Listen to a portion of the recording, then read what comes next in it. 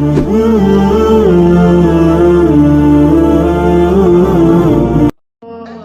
میں تمہیں اس بارگاہ پہ لے جاؤں جس نے سب کو شان عطا فرمائی ہے۔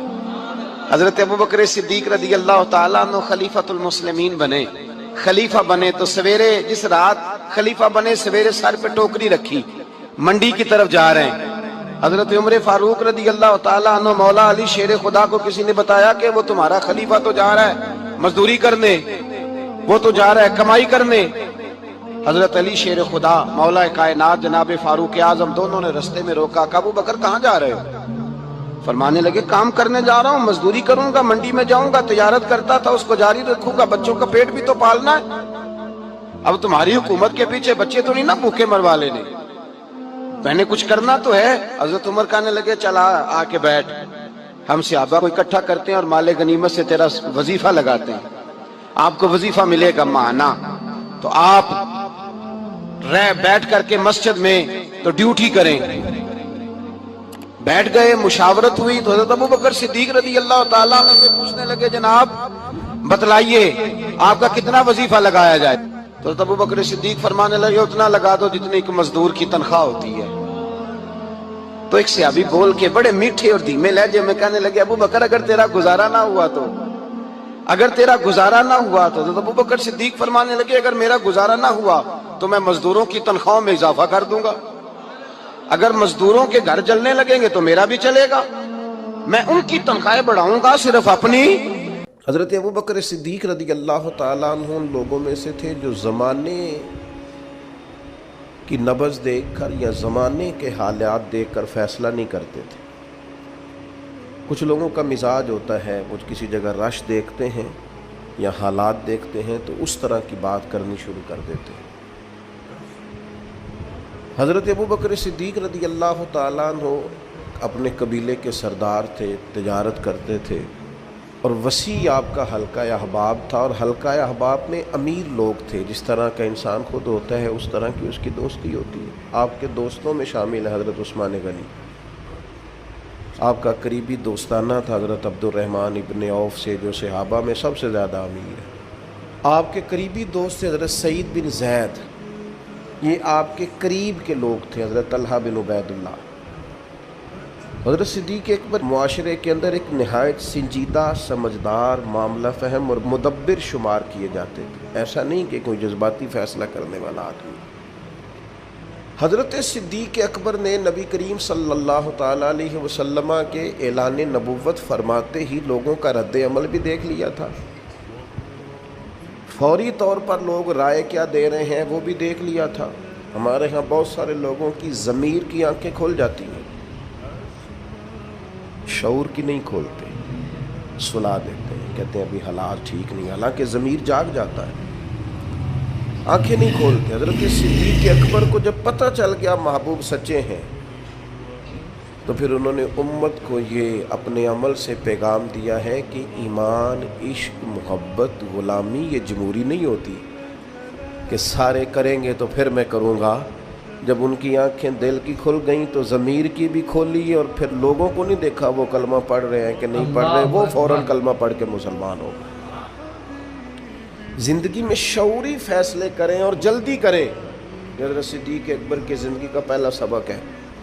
ساری زندگی ڈبل مائنڈڈ رہنا، میں ٹھیک چل رہا ہوں کہ نہیں چل رہا، مجھے چلنا چاہیے کہ نہیں چلنا چاہیے، یہ رستہ ٹھیک ہے کہ نہیں ٹھیک، بھئی آپ چلتے رہیں، جو گھر سے نکلتا ہے منزل تک پہنچ جایا کرتا۔ حضرت ابوبکر صدیق رضی اللہ تعالیٰ عنہ فوراً فیصلہ کرنے والی شخصیت کا نام ہے، اور فوراً فیصلوں پہ عمل درآمد کرنے والی شخصیت کا نام ہے، اور حضور کے ایسے فیصلے بھی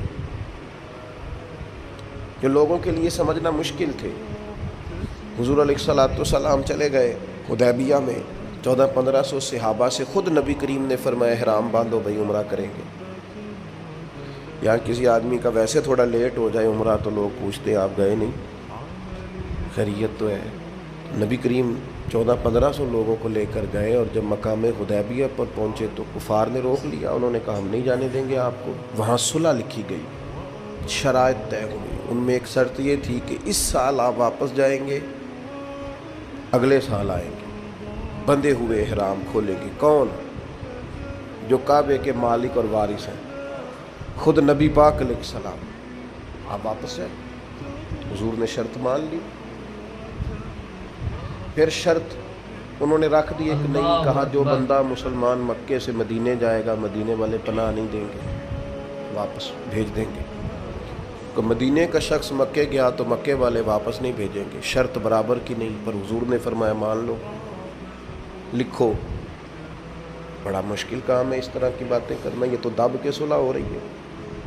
अब एक और शर्त, जब शर्तें लिखी जा रही थी तो एक और शर्त, हज़रत मौला अली शेर खुदा मौला कायनात रदी अल्लाह ताला अन्हु के हाथ में कलम था, वो लिख रहे थे। जब शर्तें लिखने लगे तो उन्होंने लिखा मुहम्मद रसूलुल्लाह सल्लल्लाहु ताला अलैहि वसल्लम और कुरैश मक्का के माँ बैन मुआहिदा।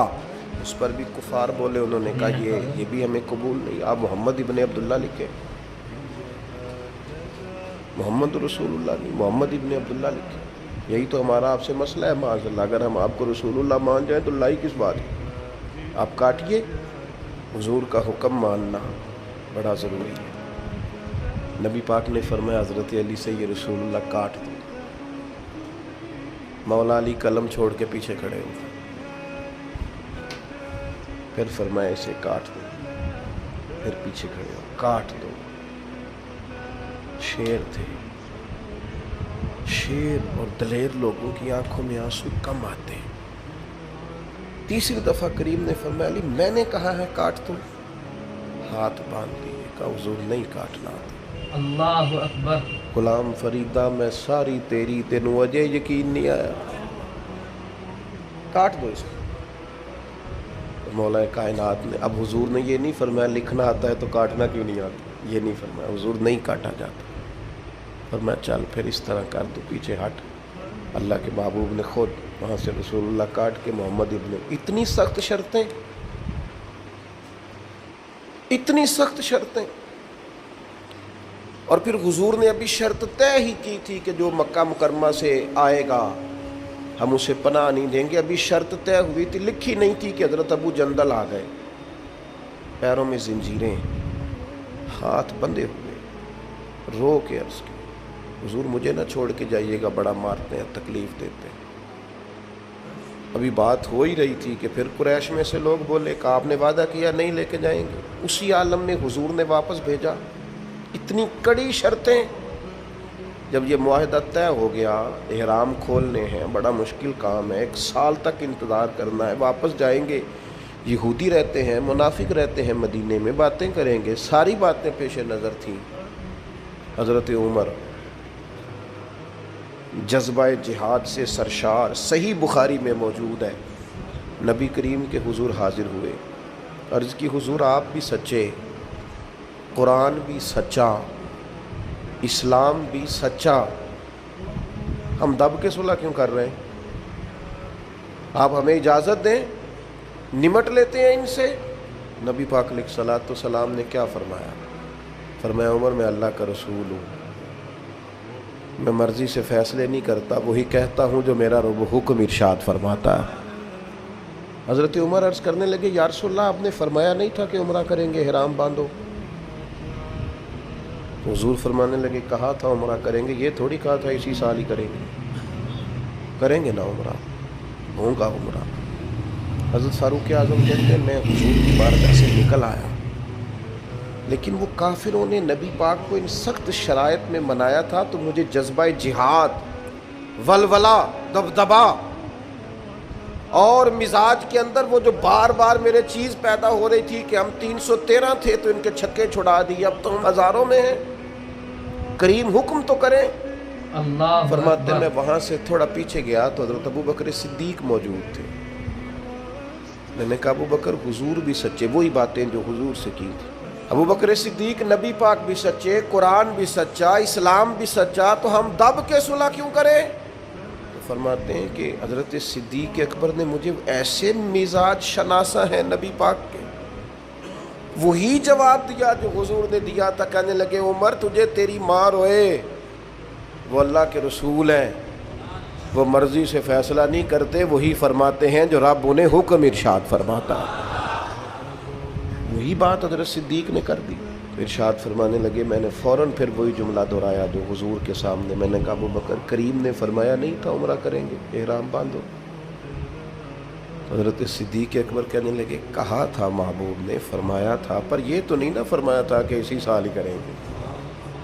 حضرت سیدنا عمر فاروق فرماتے میں پیچھے، یہ بخاری میں موجود ہے، فرماتے میں پیچھے ہٹ گیا، تھوڑی دیر کے بعد جب میرا مزاج نارمل ہوا، طبیعت ٹھنڈی ہوئی، تو باقی تو باتیں میں نے سوچی تھی، میں سوچنے لگا ابو بکر صدیق کا ایمان کتنا طاقتور ہے، کتنا مضبوط ہے، کتنے شناس۔ ایک ہوتا ہے حکم، ایک ہوتی ہے مرضی۔ کچھ لوگ کہتے ہیں جی میں نے پوچھا تھا، حضرت صاحب نے مجھے کہا تھا آپ جائیں، یہ اللہ حکم ہے بھائی، اکبر۔ مرضی بھی تو پوچھ، مرضی کیا ہے؟ یہ جو کہ ہمارا دور دلیل کا ہے، دلیل دے دوں، ایک حکم ہوتا ہے، ایک رضا ہوتی ہے، ان میں فرق ہے۔ حضور نے فرمایا طلاق دینا جائز ہے، رضا نہیں اللہ کی، پسند نہیں اللہ کی، جائز ہے پر پسند فرق ہوتا ہے۔ ایک چیز یہ ہے کہ اس کی اجازت ہے، ایک یہ ہے کہ وہ پسند، ان میں فرق ہے۔ حضرت ابو بکر صدیق رضی اللہ تعالیٰ عنہ کا کمال یہ ہے کہ وہ نبی پاک کی رضا کو جان گئے تھے۔ انہیں حضور نے فرمایا نہیں تھا کہ بلال کو خرید کے لائیں، فرمایا نہیں، نبی پاک حکمن نہیں کہا، لیکن حضور سیدنا بلال کے لیے پریشان تھے، تو جناب صدیق بات سمجھ گئے اور جا کے کہا بلال خریدنے آیا ہوں، تو اس نے اپنے حساب سے بڑے مہنگے پیسے بتائے، تو آپ فرمانے لگے تو انہیں اپنی اوقات کے برابر ہی بات کی ہے، میں تو بہت کچھ لے کے آیا تھا۔ اس نے کہا تاجر آدمی ہو، تاجر بندے تو اس طرح کے کام نہیں کرتے، فرمایا تم ہمیں سمجھے نہیں نا ابھی تک۔ یہ جو مرضی کو سمجھ لینا نا، رضا کو، میں آپ سے عرض کروں، میں دینی لوگوں سے بھی مجھے شکوہ رہتا ہے، دینی لوگ بھی کئی دفعہ 2 قدم پیچھے ہٹتے ہیں، اپنے کام کا مزہ نہیں لیتے، دفاعی محاذ پہ کھڑے ہو جاتے ہیں، نہیں جی نہیں وہ تو بات آپ کی ٹھیک ہے، پر وہ میں نے، میرا مطلب یہ ہے ان کا۔ بھئی آپ کچی باتیں کیوں کرتے ہیں؟ کس بات کا ڈر ہے؟ اگر آپ رسول پاک کی غلامی کا دعویٰ کرتے ہیں تو وہ سر اشر بھی کریں گے۔ 2 قدم پیچھے ہٹنے کا کیا معنی؟ آپ فلاں جگہ، جی ہاں میرا بھی فلاں جگہ نسبت کا رشتہ، یہ کیا بات ہوئی؟ کچی باتیں کرتا ہے تو؟ اگر تیرا کسی جگہ نسبت کا رشتہ ہے تو کہہ میں غلام ہوں فلاں کا، اعلان کر۔ یہ کیا بات ہوئی؟ کمزور باتیں کرنا، اپنے کام کا لطف ہی نہ لینا اور پلپلا پڑ جانا، کمزور باتیں کرنا۔ ایک سرکاری نشست تھی، ایک دفعہ مجھے دعوت دے لی گئی، اس میں کچھ اور فکر کے لوگ بھی موجود تھے، تو ایک صاحب نے مجھے کہا کہ نظریاتی طور پر اب وقت آ نہیں گیا کہ کچھ چیزوں کو طے کر لیا جائے، اور میں نے کہا کسی کو گالی تو پہلے بھی نہیں دیتے، مزاج ہی نہیں ہے، برا تو پہلے بھی نہیں کہتے، اپنا کام کر رہے ہیں، نہیں اگر تھوڑی سی، میں نے کہا ایک بات بڑی پکی ہے، مضبوط ہے، ہم نے دعا مانگی ہے کہ ہماری آنے والی نسلوں میں بھی مالک وہ بچہ پیدا کرنا جو یا رسول اللہ کہنے والا ہے۔ میں وہ سنی ہوں جمیل قادری مرنے کے بعد، میرا لاشا بھی کہے گا صلاۃ و نظریاتی کمزوری کوئی نہیں، کچی بات ہوگا قیامت۔ داتا صاحب جاتے ہیں تو میرے بھائی ہم ڈٹ کے جاتے ہیں، خواجہ اجمیر کے ہاں جاتے ہیں تو اللہ کے فضل سے ڈٹ کے جاتے ہیں، غوث اعظم جیلانی کو مرشد مانتے ہیں تو دعویٰ یہ ہے کہ خدا کے فضل سے ہم پر ہے سایہ غوث اعظم کا، اور ہمیں دونوں جہاں میں ہے سہارا غوث اعظم۔ کمزور نہیں، اپنی زندگی کو نظریاتی بنائیں، اپنی زندگی میں کچھ چیزوں کو طے کریں، اور اس رنگ میں نہ پوری طرح، یعنی کوئی دیکھ کے پوچھ لے آپ سے کہ آپ فلاں کے شاگرد ہیں، کوئی آپ کی بات سن کے پوچھ لے فلاں سے بیعت ہیں آپ کی شخصی، یعنی تیری تصویر میں وہ رنگ بھرے ہیں میں نے، لوگ دیکھیں گے تجھے پر پہچانیں گے مجھے۔ انسان کی کیفیات ہوں، یعنی اس کا انداز ہو، اس کا طور طریقہ ہو، لوگوں کو پتہ چلے کہ اس کی نسبت کس جگہ پہ، کمزور کچی باتیں نہیں۔ عیسائی اس طرح کرتے تھے کہ ان کے ہاں جب کوئی بچہ پیدا ہوتا نا تو وہ بچے کو نا برتن میں زرد رنگ پانی میں ڈال کے نا تو بچے کے اوپر ڈالتے، کہتے اب یہ عیسائی ہو گیا، ہم نے اسے زرد رنگ چڑھا دیا۔ تو بعض لوگوں نے نا مسلمانوں سے پوچھا، اور میرا خیال یہ ہے کہ اس طرح کے سوالات اکثر عورتوں سے کرتی ہیں، تمہارا کون سا رنگ ہے؟ عیسائی رنگ ڈالتے تھے اپنے بچوں کو، زرد رنگ، اب یہ پکا عیسائی ہو گیا ہے۔ تو رب کریم نے فرمایا ان سے کہو صبغۃ اللہ، ہم نے اللہ کا رنگ اوڑا ہے۔ یہ قرآن مجید کی آیت جو میں نے تلاوت کی، مسلمان کا رنگ کیا ہے؟ صبغۃ اللہ، ہم نے اللہ کا رنگ لیا ہے۔ ومن احسن من اللہ صبغہ، اور ان سے پوچھو اللہ کے رنگ سے سونا رنگ بھی کسی کا ہو سکتا ہے؟ یہ مسلمانوں پر جو رنگ ہے یہ اللہ، اور پوری طرح رنگ گئے اس میں۔ کون کون رنگے؟ تمام صحابہ، تمام اہل بیت، اس کے بعد اولیاء، صوفیاء، اتقیاء، علماء، مفسرین، محدثین۔ تاریخ انسانیت میں بڑے لوگ آئے جو صبغۃ اللہ، اللہ کے رنگ میں رنگ گئے۔ عقیدے مضبوط، توکل مضبوط، شکر مضبوط، صبر مضبوط، حضور کی غلامی مضبوط۔ کہ میرا دل کرتا ہے دو لوگوں کے نام لوں جو پوری طور پر صبغۃ اللہ میں رنگ گئے۔ ایک نام انبیاء میں ہے، وہ ہے حضرت ابراہیم خلیل اللہ کا۔ واتخذ اللہ ابراہیم خلیلا، میں نے جناب ابراہیم علیہ السلام کو اپنا خلیل بنا لیا۔ اور کیسے بنایا؟ وَإِذِ ابْتَلَىٰ إِبْرَاهِيمَ رَبُّهُ بِكَلِمَاتٍ فَأَتَمَّهُنَّ قَالَ إِنِّي جَاعِلُكَ لِلنَّاسِ إِمَامًا۔ رب فرماتا ہے میں نے بعض باتوں میں جناب ابراہیم کو آزمایا، میں نے امتحان لیا۔ یاری تیری سونا تے آزمائشاں تیریاں اگ، سونا پرکھیا جامدائی پہلو نال اگاں دے لگ۔ اللہ فرماتے ہیں میں نے ان سے امتحان لیا، فَأَتَمَّهُنَّ، پھر امتحان لینے والا فرماتا ہے وہ میرے امتحان پہ پورے اترے۔ قَالَ إِنِّي جَاعِلُكَ لِلنَّاسِ إِمَامًا، فرمایا ابراہیم اب میں آپ کو لوگوں کا امام بنانے والا ہوں۔ حضرت ابراہیم انبیاء میں اور امت مسلمہ میں جس نے پورا رنگ پوری طرح اوڑا ہے نا اللہ کا رنگ، وہ حضرت ابوبکر صدیق، پوری طرح صبغۃ اللہ۔ نبی پاک علیہ السلام نے فرمایا جنتیوں کی 360 نشانیاں ہیں، کسی میں ایک بھی پائی جائے نا تو وہ جنتی ہے۔ حضرت صدیق اکبر دھیمے بڑے تھے، بات بڑی آہستگی سے کرتے تھے، لہجہ بڑا بردباری والا تھا۔ دھیمے سے انداز میں عرض کی حضور غلام میں بھی کوئی 360 میں سے ایک آدھ پائی جاتی ہے؟ وہ جنتیوں کی 360 علامتیں، کسی میں ایک پائی جائے علامت تو بندہ جنتی ہے۔ جنتیوں کی علامتوں میں سے تو بڑے دھیمے انداز میں، تھوڑا وہ شہرت سے بچنے والا، پیچھے پیچھے رہتا ہے اور جی چاہتا ہے ساری غزلیں اس پیارے کے نام کریں۔ پوچھا کہ میرے اندر بھی ایک پائی جاتی ہے؟ پھر حضور مسکرائے، اور جس انداز کا سوال تھا اس سے کئی لاکھ گنا بے حساب گنا بڑھ کے محبوب نے مسکرا کے کہ ابو بکر کسی میں ایک پائی جاتی ہے، کسی میں 2 پائی جاتی ہیں، آپ کے اندر تو 360 ساری کی ساری پائی جاتی ہیں، ساری کی ساری۔ لوگوں نے بڑی بڑی جناب صدیق اکبر کی شان بیان کی۔ یہ جو ہم تو الحمدللہ مرید ہی مولا علی کے ہیں نا، ہمیں جو شجرہ دیا گیا ہے نا، شجرہ، ہم حضرت علی کے مرید ہیں۔ ہمیں جو ہمارے بزرگوں نے شجرہ دیا ہے نا، اس میں نبی پاک کے بعد مولا علی کا نام ہے ہمارے شجرہ طریقت میں۔ ہم سچی مچی کے مرید ہیں مولا علی، مرید ہیں شیر خدا سے۔ لیکن ہم اس لیے حضرت صدیق کی تعریفیں کرتے ہیں کہ ہمارے پیر مولا علی جناب صدیق کی تعریف کرتے ہیں، مولا علی شیر خدا رضی اللہ تعالیٰ عنہ تعریف کرتے ہیں۔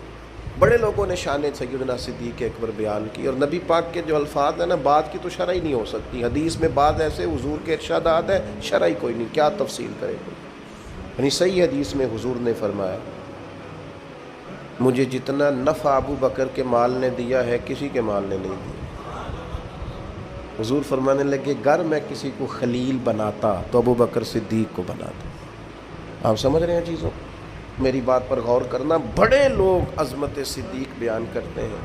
ہمارے ہاں خانقاہ آل و مہار شریف ہے سیالکوٹ میں، وہاں خطیب الاسلام پیر سید فیض الحسن شاہ صاحب آل و مہاروی رحمۃ اللہ، ابو الکلام انہیں کہا جاتا تھا۔ گفتگو کرنے میں مہارت، سید زادے کا روب اور خون رسول کی چاشنی۔ نقشبندی اپنا سلسلہ طریقت حضرت صدیق اکبر سے شروع کرتے ہیں نبی پاک کے بعد۔ نقشبندی سلسلہ طریقت میں نبی پاک کے بعد حضرت صدیق اکبر کا نام ہے، پھر حضرت سلمان فارسی کا، اس طرح کر کے وہ اپنا شجرہ طریقت مشائخ چلاتے ہیں۔ حضرت پیر فیض الحسن شاہ صاحب رحمۃ اللہ علیہ چونکہ چورا شریف سے وابستہ تھے، نقشبندی سلسلے میں مرید تھے، ایک بات کرتے تھے تو وہ جن سے میں نے سنی انہوں نے بھی بڑے والہانہ انداز میں سنائی، کہنے لگے بات کرتے تھے جان نکال لیتے، کہتے تھے لوگوں سنو میں سید ہوں، میری آنکھ دیکھو سچا سید ہوں۔ فرماتے تھے میری طرف دیکھو میں نے کچھ 4 کتابیں پڑھی ہیں، پڑھا لکھا سید ہوں۔ اور پھر بات کرتے تو بات میں اور وزن پیدا کرتے، کہتے اگر مجھے کہو تو میں اپنے سے لے کر مولا علی تک اپنا سارا شجرہ نسب بیان کروں، میں اپنی ماں سے لے کر سیدہ فاطمہ تک سارا شجرہ نسب بیان کروں۔ فرمایا کرتے تو سنو لوگوں، میں بیٹا علی کا ہوں اور مرید ابو بکر صدیق کا ہوں، اس لیے کہ میں نقشبندی سلسلہ طریقت سے ہوں، بیٹا علی کا ہوں پر مرید ابو بکر۔ یہ دیکھو کمال، یہ شان ہے سیدنا صدیق اکبر کی، بیاں ہو کس زبان سے مرتبہ صدیق اکبر کا، کہ محبوب خدا محبوب ہے صدیق اکبر کا، لٹایا راہ حق میں گھر کئی بار اس محبت سے، کہ لٹ لٹ کر حسن گھر بن گیا صدیق اکبر کا۔ نبی کریم نے فرمایا مسجد نبوی میں جس کا بھی دروازہ کھلتا ہے نا، سارے دروازے بند کر دو، صحیح بخاری ہے، سب بند کر دو دروازے، ابو بکر صدیق کا دروازہ نہ بند کرنا۔ آج بھی کسی بھی زمانے میں مسجد نبوی کے سب دروازے بند کیے جا سکتے ہیں، لیکن جس کے باہر لکھا ہے نا باب ابی بکر صدیق، وہ دروازہ کبھی بند نہیں ہوتا، کیونکہ اس دروازے کو مدینے والے محبوب نے کھلوایا، وہ ہمیشہ چمکتا ہے۔ لوگ شرارتیں کرتے ہیں اور انسانی طبیعت ہوتی ہے کہ شرارت کی طرف جلدی مائل ہوتی ہے۔ کوئی اپنا قد اونچا کرنے کے لیے بعض اوقات کسی بڑے آدمی کے خلاف بات کرتا ہے تو لوگ اسے بھی غور سے سنتے ہیں، یہ بھی ایک طریقہ ہوتا ہے شہرت حاصل کرنے کا۔ یہ جب بھی آپ کو کوئی شخص نظر آئے نا صحابہ میں سے، اہل بیت میں سے کسی کے بارے میں کچی بات کرتا، تو سمجھو بیچارہ کمزور ہے، یہ بیچارہ نہ کسی نفسیاتی الجھن کا شکار ہے، اپنا قد اونچا کرنے کے لیے کسی بڑے کے بارے میں بات کر رہا ہے۔ اس طرح قد اونچے نہیں ہوتے۔ کبھی ایسے لوگ، بہت سارے لوگ ایسے ہیں جن کی کوئی حیثیت ہی نہیں بیچاروں کی، میں ان سے کہتا ہوں ہمیں نا اپنی اوقات میں رہنا چاہیے، اوقات سے اونچی بات ہے۔ ہمارے دادا شیخ تھے حضرت مولانا مصطفیٰ رضا خان صاحب رحمۃ، ان سے کسی نے حضور کی 4 بیٹیوں کے نام پوچھے تو حضرت اٹھ کے اندر چلے گئے۔ اس نے اعتراض کیا، دیکھو کتاب دیکھنے چلے گئے، اتنے بڑے مفتی اور بیٹیوں کے نام یاد۔ حضرت واپس آئے تو داڑھی سے پانی کے قطرے گر رہے تھے، فرمانے لگے وضو کرنے گیا تھا، میں نے حضور کی بیٹیوں کے نام کبھی بغیر وضو زبان سے ادا نہیں کی۔ اپنا قد دیکھیں اور اس قد میں رہیں، اپنے قد سے اونچی کبھی کوئی بات نہ کریں، کبھی کمزور نہ پڑیں۔ اور میں آپ کو بطور نصیحت بات کرتا ہوں اپنے سنگیوں کو، جہاں دینی لوگوں پر بحث ہو رہی ہو نا، کسی جگہ پہ کوئی کسی صحابی کے بارے میں اہل کسی قسم کی کوئی بحث کوئی بندہ بھی چھیڑے، اپنے کان پوری طرح بند کر لیں، اور ایسے کسی آدمی کی کسی شرارت کا شکار قطعاً نہیں ہونا۔ یہ بڑا خوفناک منظر ہے۔ کفر اگر کبھی ہم سے پوچھے گا تو ہم یہ بتائیں گے کہ قرون اولیٰ کے لوگ بھی لڑتے رہے تھے، کوئی زمانہ ٹھیک ہی نہیں رہا تھا، کیا جواب دیں گے آپ دنیا؟ اس لیے بڑوں کے معاملات کے اندر الجھنے کی ضرورت، بڑے تھے، بڑوں کی باتیں بڑی ہوتی، اس لیے اپنی زندگی میں جناب ابو بکر صدیق سے 3 باتیں سیکھ لیں۔ ایک تو انہوں نے وفا کر کے دکھائی ہر جگہ، اور دوسری بات یہ ہے کہ حضور کی رضا جس چیز میں تھی انہوں نے اپنے آپ کو اس چیز کا عادی بنایا، اور تیسری اہم اور نتیجہ خیز بات یہ تھی کہ دین کی امانت کو بطور امانت لیا ہے تو اسے امانت ہی سمجھا۔ ان کے اپنے بیٹے جوان تھے، صحابی تھے، 4 نسلیں صحابی ہیں جناب صدیق، اور جناب عمر سے ویسے ان کی زندگی میں بنی نہیں، मुकाबला ही रहा। हज़रत उमर भी कहते हैं मैं सारी ज़िंदगी आगे गुजरने की कोशिश करता रहा। आपको ऐसा नहीं मिलेगा कभी भी कि बड़ा उनका कोई करीबी इकट्ठे आना जाना था, ऐसा नहीं था। लेकिन जब वो विसाल कर रहे थे तो उन्होंने कहा मेरे बाद अमीर उमर फ़ारूक होंगे। तो लोगों ने शिकवा करके कहा कि इतने सख्त आदमी को बना के जा रहे हैं। आपने फरमाया रब पूछेगा ना अबू बकर से। और वहाँ जो आपके जुमले हैं वो बड़े शानदार हैं। आप फरमाने लगे मैं दुनिया से जा रहा हूँ, इस वक्त तो इस आलम में तो बड़ा झूठा आदमी भी सच बोलने लगता है और मैं तो हूँ ही सिद्दीक। फरमाने लगे रब करीम अगर मुझसे पूछेगा ना किसको महबूब की उम्मत का निगरान बना के आए हो, तो मैं अर्ज़ करूँगा मालिक के तेरे महबूब की उम्मत में सबसे बेहतरीन आदमी था, उसे बना के आया। और फिर हज़रत उमर ने भी उसको निभाया। अंतुअद्दुल अमानाति इला अहलिहा, अमानतें अहलों के हवाले करो, ना अहलों के हवाले न करो। हज़रत उमर रज़ी अल्लाह ताला अन्हु से कहा गया आपका अपना बेटा भी तो नेक है ना, इसे बना दें। आप फरमाने लगे बनाने की बात दूर की रही, मेरा बेटा खिलाफत के मशवरे में भी शामिल नहीं हो। हालांकि हुजूर ने फरमाया था उनके बेटे के लिए राजुल सालिह, तेरा बेटा नेक आदमी, तो मैं मशवरे में भी शामिल क्यों।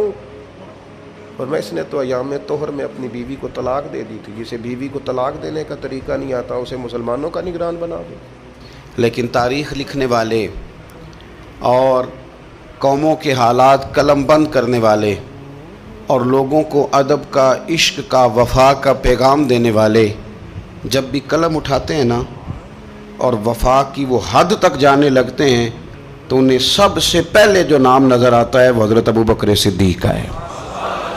वफ़ा भी ख़त्म है, अदब भी ख़त्म है, इश्क भी ख़त्म है। कोई दुनिया की तारीख़ जिसमें अदब लिखा जाएगा वो मोहताज रहेगी कि उसे खैरात सिर्फ़ हज़रत सिद्दीक़ अकबर के दरवाज़े से मिलेगी। वफ़ादारी हो, अदब हो, इश्क हो, जानिसारी हो। ये लोग बड़ा कुछ देख दाग के चलते हैं, लेकिन इकबाल जैसे लोग कहने लगे जिस बंदे ने ख़त्म कर दी है ना बात, ख़त्म बस कर दी कि इससे आगे हमारी कायनात ख़त्म हो जाती है, बस वो जनाब सिद्दीक़ अकबर की ज़ात है। उन्होंने लोगों को बताया कि हमारी दुनिया शुरू भी मदीने वाले महबूब के कदमों से होती है और ख़त्म भी मदीने वाले महबूब के कदमों में। सिद्दीक़ के लिए है खुदा का रसूल और बस, ख़त्म हो गई बात। तो हज़रत अबू बकर सिद्दीक़ रज़ी अल्लाह तआला अन्हु की ज़िंदगी को पढ़ना, उनके अहवाल को जानना अदब वाले लोगों के लिए, इश्क वाले लोगों के लिए, इत्तिबा वाले लोगों के लिए, सैयद आलम मेरे प्यारे हबीब सल्लल्लाहु अलैहि वसल्लम के नक्शे कदम चलने वाले लोगों के लिए बड़ा ही ज़रूरी है। वो जितनी देर तक हज़रत सिद्दीक़ अकबर रज़ी अल्लाह तआला अन्हु को पढ़ेंगे नहीं, समझेंगे नहीं, उतनी देर तक पता नहीं चलेगा कि हुज़ूर का अदब कैसे करना है, हुज़ूर की इत्तिबा कैसे करनी और महबूब से मोहब्बत कैसे करनी। ये ज़रूरी काम है।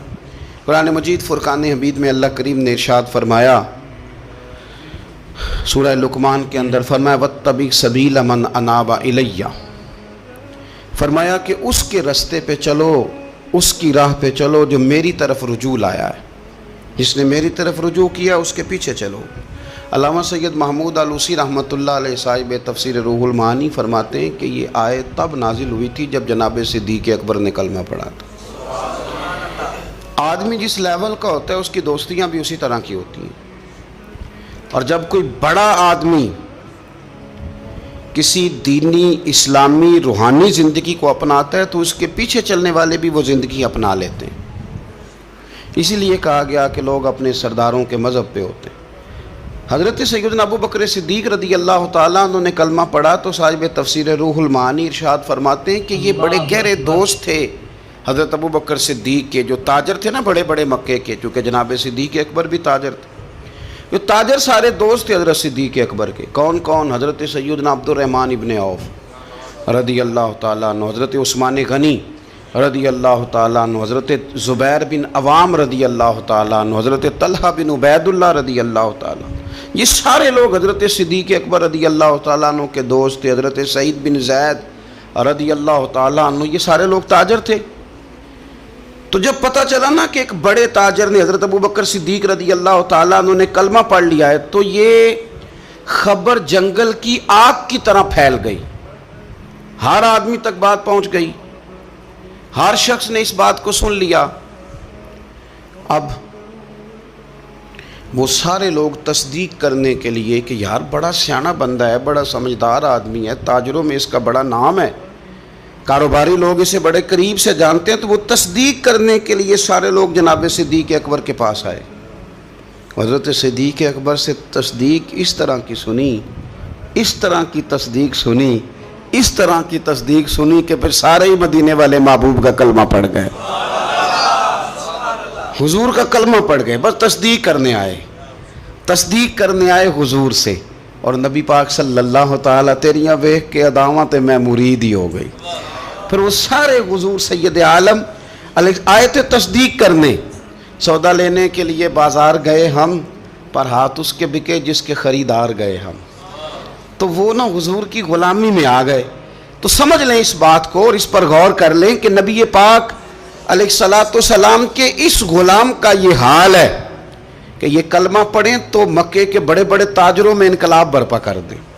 اتنا اثر ہوا باقی لوگوں پہ کہ وہ تصدیق کرنے آئے تھے، تصدیق کرنے، اور ایسی تصدیق انہوں نے کی، ایسی تصدیق کی کہ پھر ساری زندگی مدینے والے محبوب کے گن گا کے گزار دی، ساری زندگی حضور سید عالم صلی اللہ علیہ وسلم۔ حضرت ابوبکر صدیق رضی اللہ تعالیٰ عنہ نے اپنی مقدس زندگی کے اندر نبی کریم صلی اللہ علیہ وسلم کی بارگاہ میں وقت گزارا۔ آپ مختلف مقامات پر قرآن مجید کو دیکھیں گے تو حضرت صدیق اکبر رضی اللہ تعالیٰ عنہ کی مختلف شانیں آپ کو قرآن حکیم میں نظر آئیں گی۔ اللہ کریم نے قرآن مجید میں ارشاد فرمایا سورہ بقرہ میں کہ الذین ينفقون اموالهم باللیل والنہار سرا وعلانیہ، فرمایا کچھ لوگ ایسے ہیں جو اللہ کے راستے میں خرچ کرتے ہیں اعلانیہ بھی اور چھپا کر بھی۔ اور وہ کس طرح خرچ کرتے ہیں؟ رات کو بھی خرچ کرتے ہیں اور دن کو بھی خرچ کرتے ہیں، اعلانیہ بھی، چھپا کے بھی، دن کو بھی، رات کو بھی۔ تو یا اللہ ملے گا کیا؟ فرمایا فَلَهُمْ أَجْرُهُمْ عِنْدَ رَبِّهِمْ، ان کا اجر ان کے رب کے پاس ہے، وہ اللہ کے پاس ہے، اور راز ہے، ان کا اجر ان کے رب کے پاس ہے، ان پر نہ کوئی خوف ہوگا نہ وہ غمگین ہوں گے۔ یہ وہ لوگ ہیں جو رات کو بھی خرچ کرتے ہیں، دن کو بھی خرچ کرتے ہیں، اعلانیہ بھی خرچ کرتے ہیں، چھپا کے بھی خرچ کرتے ہیں۔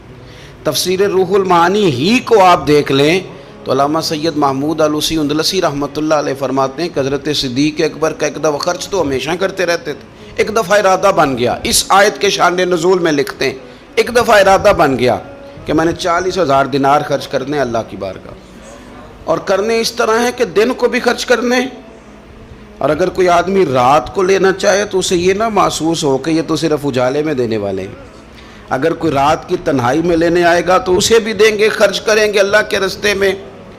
اور 10,000 دینار، 40,000 کل دینے تھے، 10 خرچ کیے دن کو، 10 خرچ کیے رات کو، 10 اس وقت خرچ کیے جب ساری دنیا اعلان ہوتا ہے نا چندے کا تو سارے دے رہے ہوتے ہیں، 10 اس وقت خرچ کر دیا 10,000 دینار، اور پھر 10 چھپا کے خرچ کیا، 10 چھپا کے بھی خرچ کیا، یعنی اس وقت بیچ مجمع کے بھی دینا بعض اوقات بہتر ہوتا ہے کہ دوسروں کو بھی رغبت ہوتی ہے، کیونکہ ایک بندہ اگر کہیں خرچ کرتا ہے تو پھر دوسرے بھی دیکھ کے خرچ کرتے ہیں، تو جب سب دے رہے تھے تب بھی دیا، اور جب کوئی نہیں دے رہا تھا تو تب بھی دیا، اور دن کو بھی دیا اور رات کو بھی دیا، تو رب کریم نے پھر اس کا ذکر قرآن مجید میں فرما دیا۔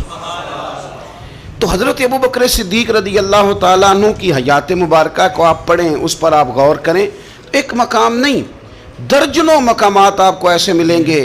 اسی طرح امام فخر الدین رازی رحمۃ اللہ علیہ تفسیر کبیر میں فرماتے ہیں کہ یہ جو آیت ہے نا ان الذین قالوا ربنا اللہ ثم استقاموا تتنزل علیہم الملائکہ، بے شک وہ لوگ جنہوں نے کہا کہ ہمارا رب اللہ ہے پھر وہ اس پر قائم ہو گئے تو ان پر فرشتے اترتے ہیں، اور فرشتے کیا کہتے ہیں؟ اللہ تخافوا ولا تحزنوا، خبردار خوف نہ کرو، غم نہ کھاؤ، وَأَبْشِرُوا بِالْجَنَّةِ الَّتِي كُنْتُمْ تُوعَدُونَ، اور خوش ہو جاؤ اس جنت پر، تمہیں خوشخبری دینے آئے ہیں اس جنت کی جس کا رب نے تمہارے ساتھ وعدہ کیا ہے۔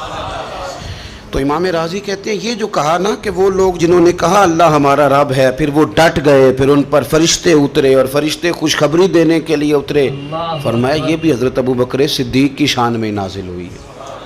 اس لیے کہ حضرت صدیق اکبر نے اس وقت کلمہ پڑھا تھا جب کوئی اور کلمہ نہیں پڑھتا تھا.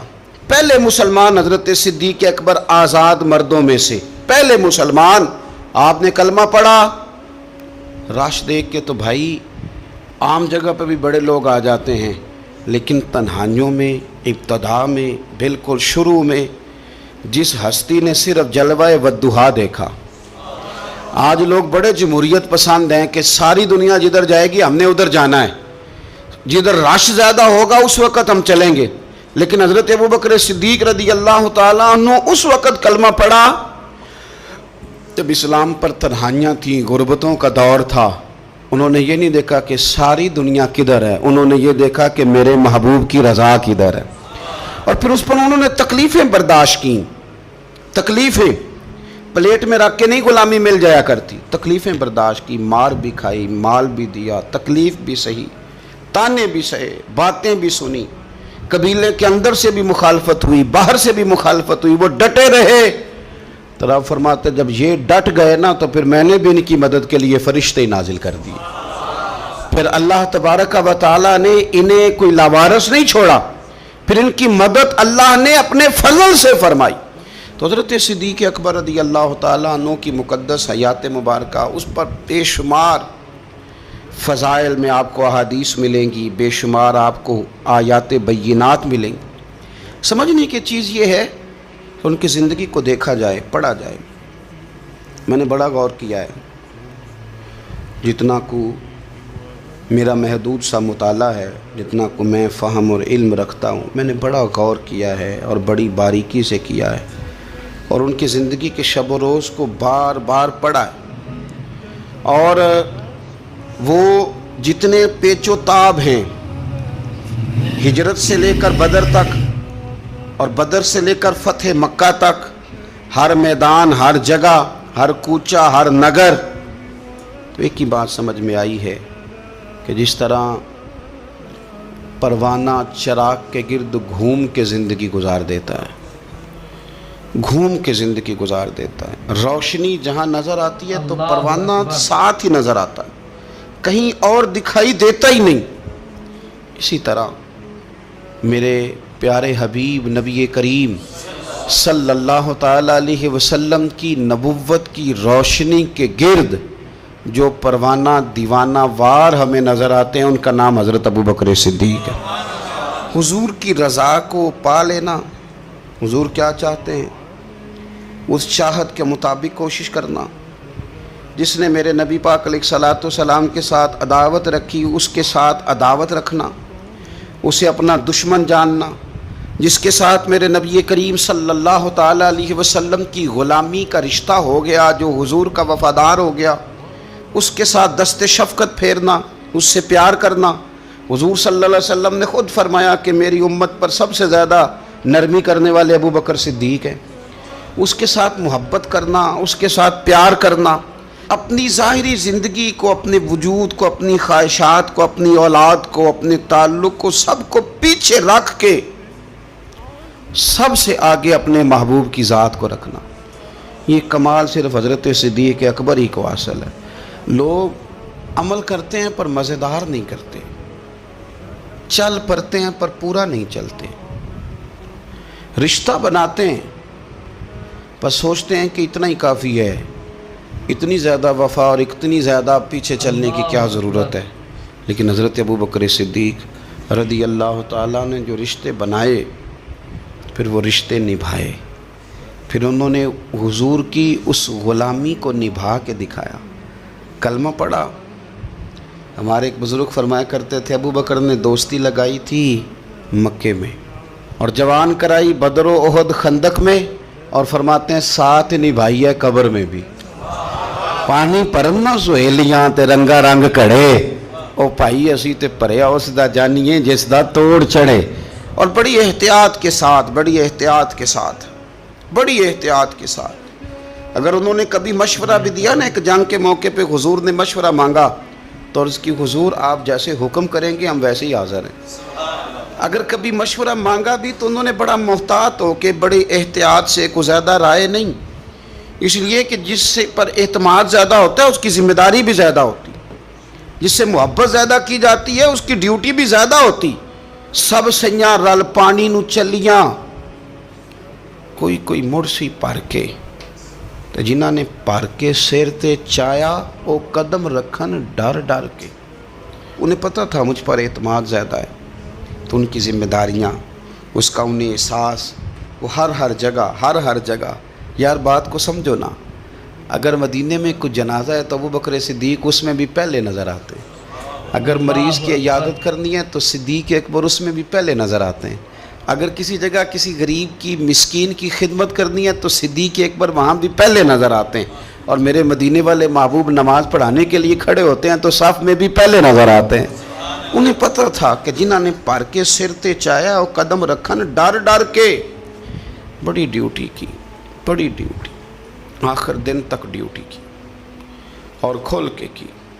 اور حضور سید عالم صلی اللہ تعالیٰ علیہ وسلم کے وصال ظاہری کے بعد بھی حضور کے دین سے, حضور کی اولاد سے, حضور کے صحابہ سے, نبی کریم صلی اللہ تعالیٰ علیہ وسلم کے مشن سے انہوں نے وفاداری والی ڈیوٹی کی.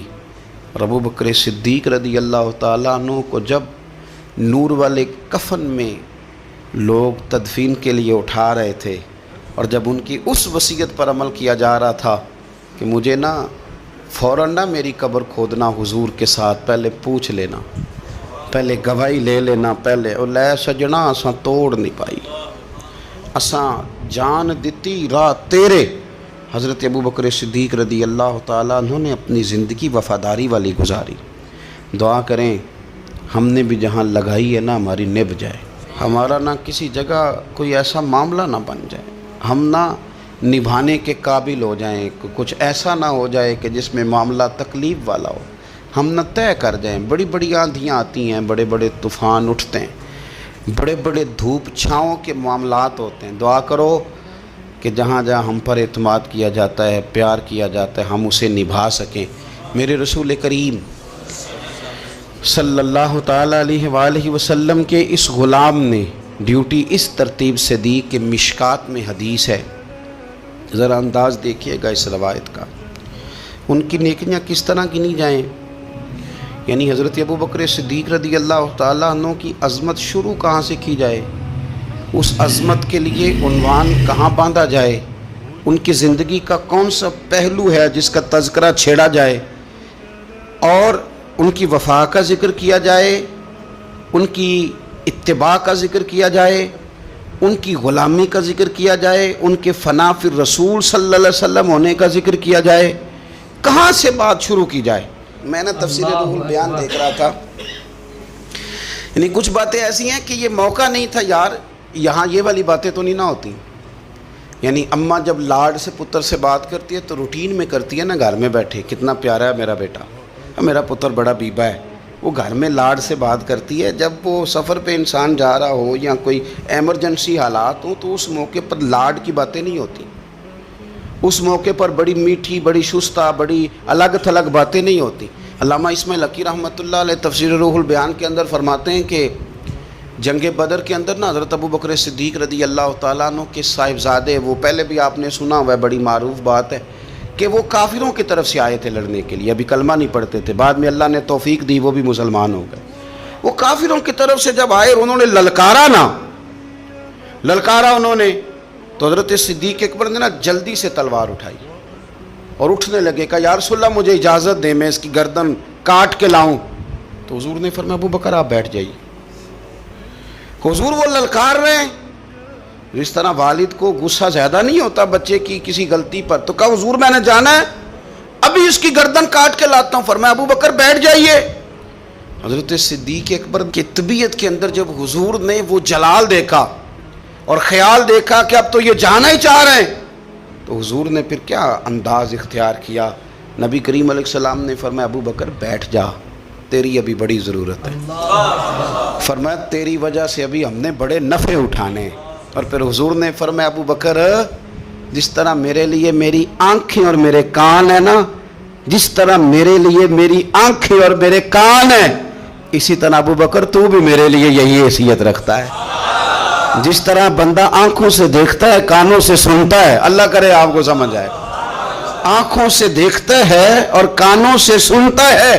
फरमाया अबू बकर तू मेरे लिए इसी तरह ही है, गोया मैं तेरी सूरत में ही तो दुनिया को देखता हूँ। तो इश्क में, प्यार में, वारफ्तगी में जो अल्लाह ताला ने एजाज़ उन्हें अता फरमाया वो हमें सिखा गए कि हुजूर की मोहब्बत में जीना कैसा है, इस मोहब्बत को निभाना कैसे है और इसके अंदर ता दम आखिरी किस तरह करके वक्त गुजारना है। बस शर्त यह है कि सीखें, उनसे सीखें। नाज़रीन इकराम, अगर आप हजरात को ये बयान पसंद आया हो तो हमारी वीडियो को लाइक कर लें, और अगर आप हजरात हमारे चैनल पर नए हो तो हमारे चैनल को सब्सक्राइब भी ज़रूर कर दें।